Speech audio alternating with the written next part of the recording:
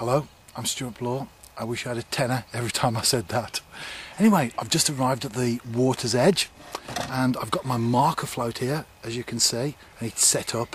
There's quite a heavy lead there, that's a 3-ounce lead, so that sinks to the bottom, and then you tighten up to it, so you wind in and you tighten to that, and then you loose the line off. So what happens is the float starts to move to the surface, and when it does, you know how deep that water is there, and then you reel it in a bit more, and then you can get the depth, and so on and so forth. You begin to build up a picture of what's in front of you. Well, I already know that because I've fished here on a number of occasions, but what it will be doing for me on this particular time, the bottom is the same, by the way, out there. That's another advantage of using a marker float. You can find gravel spots, you find weed, you find humps and bars and so on and so forth, usually on gravel pits. This is just a standard depth that's in front of me.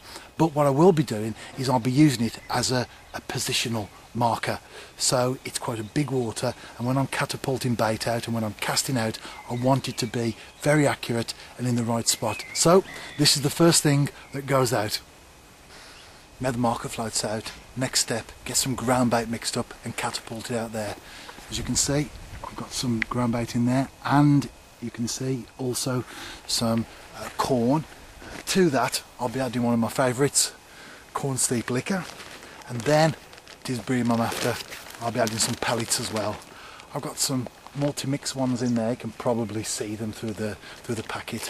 They are different types and different sizes, and they break down at different levels, which I find is brilliant. I've also got some corn steep liquor. As you've gathered, I'm a fan of corn steep liquor. I've got some corn steep liquor pellets. You can see those there. They're just a standard size, so they aren't different, but I'll add them into the multi-mix ones, catapult it out, lay a trap, and then I'll progress further. The rods are out, I'm fishing. Time to get the shelter up now. I always leave that till last, unless of course the weather isn't too good, then sometimes that's the first thing that gets put up. But although we were forecast some rain for this evening, it's actually been quite dry. Hopefully it'll stay like that.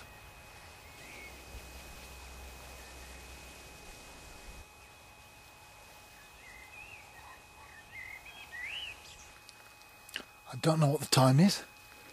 I dozed off and I was woken by the very familiar and welcome sound of a bite alarm barely managing to scrape a noise.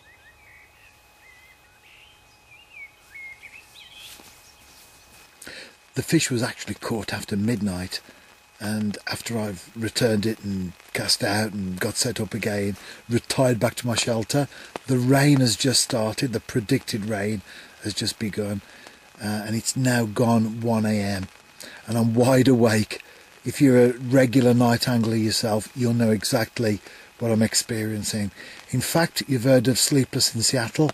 Well, I think I'm going to call this blog entry Sleepless in Shropshire, because that's where I'm fishing now, and that's where I intend to do a few sessions this week. I've actually fished this place before for a number of species. I've also caught bream, but I've never done overnighters for them. So this is a little bit of a pioneer week for me in a way, that I'm trying to get amongst the bigger fish that hopefully inhabit these waters. So stick around, and of course you can read the blog entry as well, and you can see how I get on once the video comes to an end. But I've got plenty more filming to go before that happens, and hopefully more fish for the camera as well.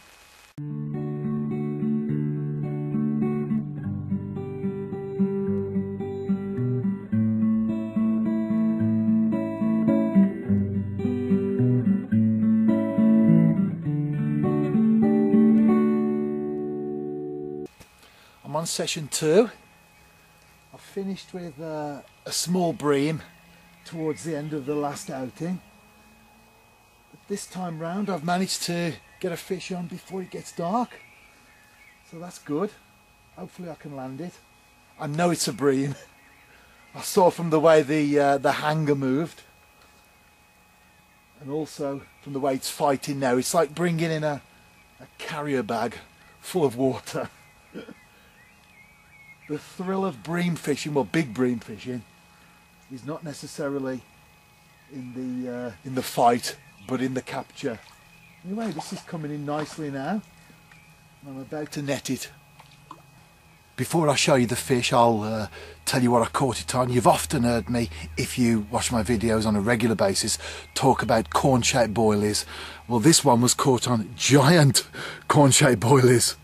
I'm trying to eliminate the smaller fish and just target the bigger ones.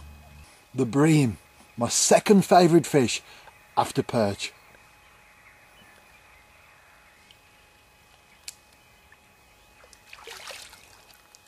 Still not dark, and I've just lifted into my second fish.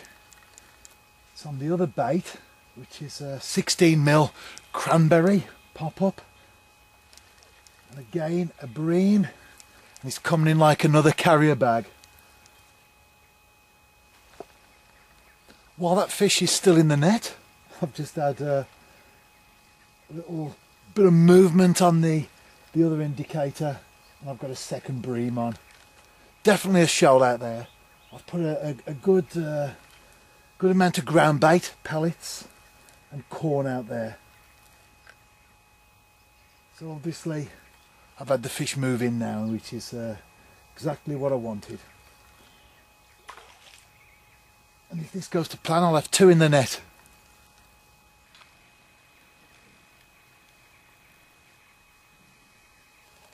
I've just had another fish, the 4th one of the session, and it was on the cranberry, and as it came in and I was about to net it, I actually uttered the words, wow. I thought I'd got a 3-pound roach on the end. However, as I got it onto the bank, I saw that it was actually a hybrid. It was close though, it looked very roachy. Anyway, that's gone back. I didn't even bother taking a photograph of that. And can you hear an unusual noise in the background? It's my bat box. And I'm picking up some of the bats that are in the area tonight. I had a few fish during the night. I wouldn't say I was exactly up every 5 minutes, but it felt like it. I think Sleepless in Shropshire is a very good title for my blog. Anyway, it's morning, as you can see, and I'm bringing another one in.